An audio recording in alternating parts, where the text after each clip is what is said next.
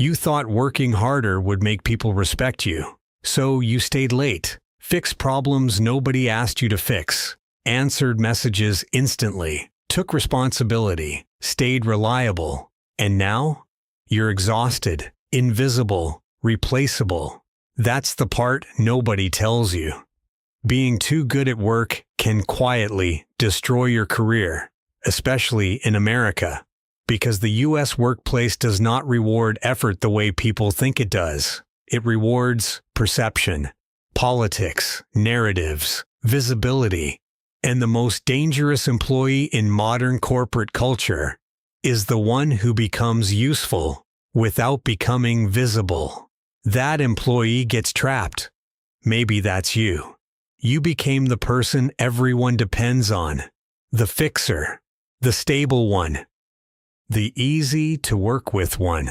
Sounds good, until you realize something terrifying. The more reliable you become, the harder it is for them to promote you, because promoting you creates a problem. Now someone has to replace you, and nobody wants that. So instead of moving up, you get buried deeper, quietly. That's the trap. Most people think career growth is about performance. It's not. Performance gets you stability. Positioning gets you power. Huge difference. And the people who rise fastest usually understand this very early. Look around carefully. The loudest person in the meeting often gets more credit than the smartest one. The person presenting the idea gets remembered, not the person who built it. The manager who talks confidently gets promoted, even if their team does all the real work. Meanwhile, the hyper-competent worker keeps waiting for recognition.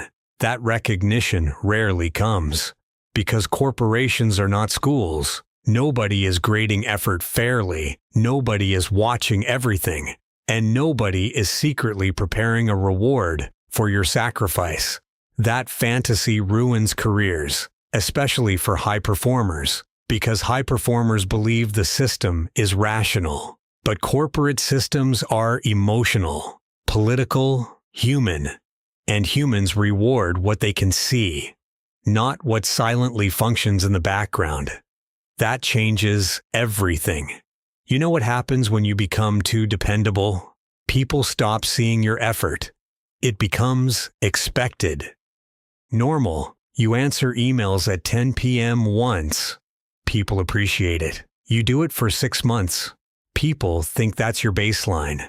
Now, if you stop, you look lazy. That's how overperformers slowly build their own prison. One favor at a time. One yes at a time. One extra task at a time.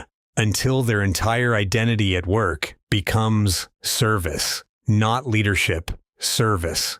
And the worst part?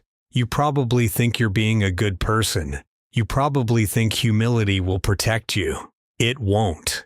In American work culture, excessive humility often gets translated into lower status, not virtue. That sounds harsh.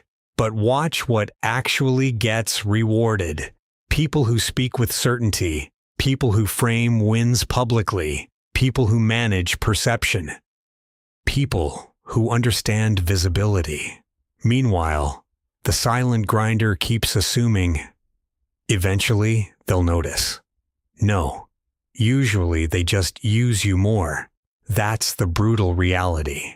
And companies don't even do this maliciously most of the time. They follow incentives. If you consistently over-deliver without demanding anything, the system has no reason to change your position. Why would it? You're already giving maximum value at minimum cost. From a business perspective, you're perfect. From a personal perspective, you're stuck. That's why some of the hardest working employees become emotionally bitter after years. Not because they failed, because they followed the wrong rules. They confused usefulness with leverage. Those are not the same thing. A useful employee solves problems. A powerful employee controls outcomes. Very different. One gets overloaded, the other gets options. And once you see this, you start noticing strange patterns everywhere. The employee who says, "I'm overwhelmed" gets boundaries. The one who quietly handles everything gets more work. The employee who self-promotes gets visibility. The one who waits politely gets forgotten. The employee who strategically leaves jobs every few years doubles their salary. The loyal employee gets a 3% raise and a thank you email. Again and again, same story. Because loyalty without leverage becomes exploitation, quietly. And this becomes even more dangerous if you grew up believing hard work automatically creates success. A lot of smart people were raised that way. Keep your head down, work hard, be humble, don't complain, don't brag. Let results speak for themselves. Sounds noble. But modern corporate environments don't work like that anymore. Results do not speak for themselves. People speak for results. That's the game now. And if you refuse to play it completely, someone less competent but more visible will pass you. You've already seen this happen. That coworker who somehow keeps rising despite doing less. The manager who speaks well but delegates everything. The executive who seems average until they enter a room and control attention instantly. That's not an accident. They understand something most workers don't. Perception shapes reality. Especially in the US market, because American business culture heavily rewards confidence signaling. Not just competence, confidence. That's why mediocre people sometimes outperform brilliant people financially. The brilliant person waits to feel ready. The mediocre person acts visible immediately. One gets opportunities. The other gets analysis paralysis. And corporations often mistake visibility for leadership. That's the uncomfortable truth nobody wants to admit.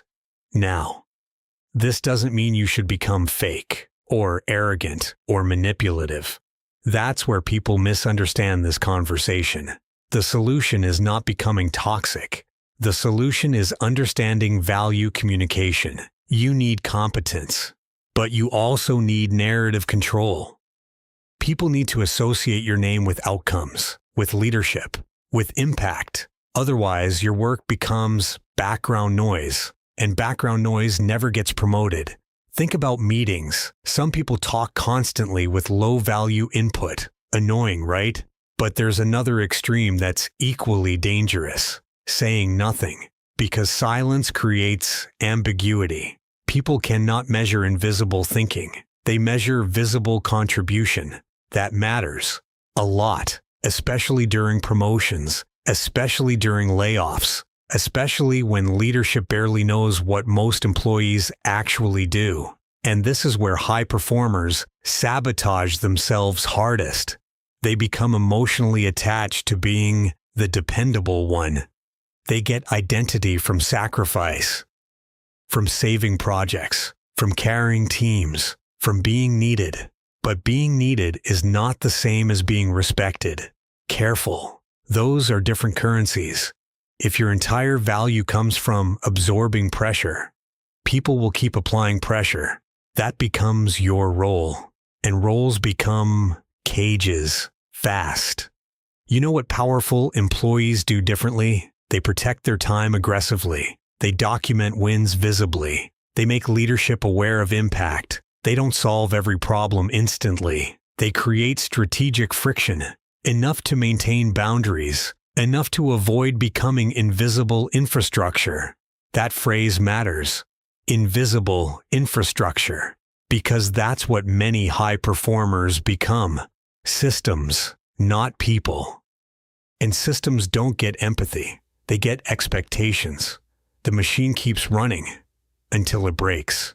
Then, everyone acts surprised. Burnout usually doesn't happen suddenly. It happens through accumulated invisibility, month after month, year after year. You overdeliver, nobody notices. You stay available. Everyone expects it. You solve crises, more crises arrive. Then one day you realize something horrifying. Your career has become maintenance, not growth. You became excellent at sustaining other people's success, while your own stalled, quietly. That realization hits hard, especially in your 30s, because that's when many workers suddenly notice the gap. The loud peers are now directors, managers, founders, executives. And the silent worker? Still proving themselves, still waiting, still hoping effort alone finally becomes enough. It rarely does, not in environments driven by perception economics.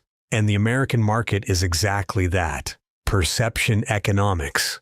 Who gets remembered? Who controls rooms? Who frames narratives? Who appears valuable under pressure? That's why two people with identical skill levels can have completely different careers. One communicates value, the other only produces value. Massive difference. So, what should you actually do? Start treating visibility as part of the job, not vanity. Part of the job.